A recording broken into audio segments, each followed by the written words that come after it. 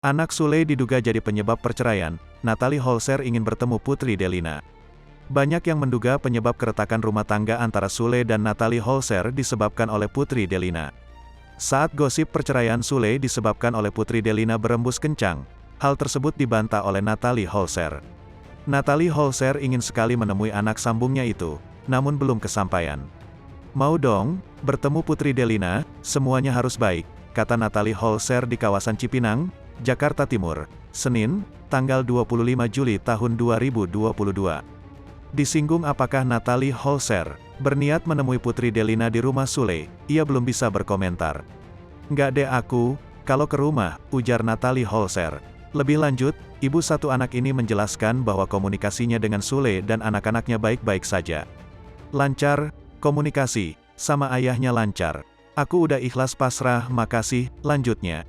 Sebelumnya, berhembus rumor yang menyatakan bahwa Natalie terlibat cekcok dengan Putri Delina.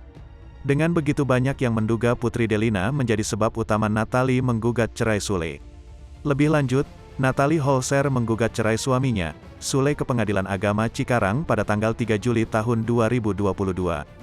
Gugatan cerai tersebut kini telah terdaftar pada Selasa, tanggal 5 Juli tahun 2022, dengan nomor 2145 PDT, G, 2022, PA Cikarang. Dalam sidang perdana bergagendakan mediasi, keduanya sepakat untuk bercerai.